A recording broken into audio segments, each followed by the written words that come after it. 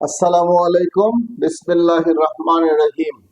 শ্রম আইন নিয়ে আলোচনা করার জন্য আরো একটি পর্ব নিয়ে আপনাদের মাঝে উপস্থিত হলাম। আমি হুসাইন আহমেদ আকাশ, সাধারণ সম্পাদক, বাংলাদেশ প্রগতিশীল নির্মাণ শ্রমিক ফেডারেশন। আশা করি সকলে ভালো আছেন। দেশ ও প্রবাসের সকল সেক্টরে সকল শ্রমিকদেরকে জানাই সংগ্রামী শুভেচ্ছা ও আন্তরিক অভিনন্দন। সংগ্রামী সাথী ও বন্ধুগণ, আজ আমরা আলোচনা করব শ্রম আইনের ধারা 280 নিয়ে। শিক্ষাধীন শ্রমিকের বাধ্যবাধকতা। এই অধ্যায় এবং বিধির বিধান সাপেক্ষে কোন শিক্ষাধীন শ্রমিক তাহার পেশা বা বৃত্তি বিবেক বুদ্ধি সহকারে ও অধ্যবসায়ের সহিত শিখিবেন এবং শিক্ষাধীনতার মেয়াদ শেষ হইবার পর নিজেকে একজন দক্ষ শ্রমিক হিসাবে যোগ্য করিবার চেষ্টা করিবেন। মালিক কর্তৃক প্রণীত কর্মসূচি অনুযায়ী প্রশিক্ষণ ও তাত্ত্বিক শিক্ষা প্রদানকালে হাজির থাকিবেন। শিক্ষাধীনতা সম্পর্কে মালিক অথবা তাহার প্রতিনিধি কর্তৃক প্রদত্ত সকল আইনানুগ আদেশ মানিয়া চলিবেন এবং শিক্ষাধীনতা চুক্তির অধীনে তাহার সকল দায় দায়িত্ব পালন করিবেন।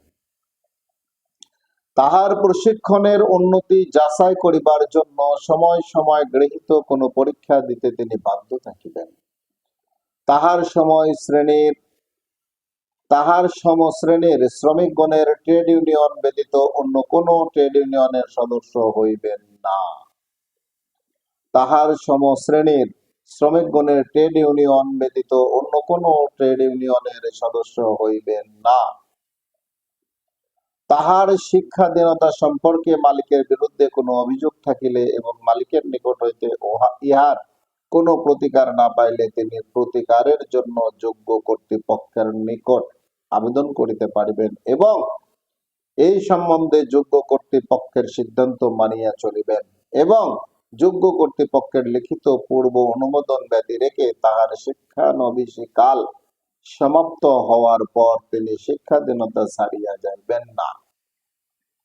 যদি কোন শিক্ষাধীন শ্রমিক তাহার শিক্ষাধীনতা চুক্তির শর্ত পালনে ব্যর্থ হন অথবা যদি শিক্ষাধীনতা কালের কোন সময় স্বেচ্ছায় শিক্ষাধীনতা ছাড়িয়া যান অথবা তাহার প্রশিক্ষণের উন্নতি সম্পর্কে অব্যাহত বিরূপ রিপোর্ট পাওয়া যায় অথবা অবাধ্যতা বিধি লঙ্ঘন কাজের অনুপস্থিতি কর্তব্যে অবহেলা করেন, তাহা হইলে তিনি বা ক্ষেত্রমত তাহার পিতা বা অভিভাবক বা জামিনদার এককভাবে অথবা যৌথভাবে বিধি দ্বারা নির্ধারিত ক্ষতিপূরণ প্রদান এবং শিক্ষাধীনতা কাজে তাহার জন্য ব্যয়িত অর্থ মালিককে ফেরত দিতে বাধ্য থাকিবেন। সংগ্রামী সাথী ও বন্ধুগণ, অত্যন্ত গুরুত্বপূর্ণ একটি বিষয় নিয়ে আজ আমরা আলোচনা করলাম। আশা করি সকলে বুঝতে পেরেছেন। দেশের প্রচলিত আইনের প্রতি শ্রদ্ধাশীল হয়ে এদেশের সকল শ্রমিক এবং মালিকগণকে শ্রম আইন মেনে চলার অনুরোধ রেখে সকলের সুস্বাস্থ্য দীর্ঘায়ু কামনা করে আজকের পর্ব এখানে শেষ করছি। আসসালামু আলাইকুম। আল্লাহ হাফেজ।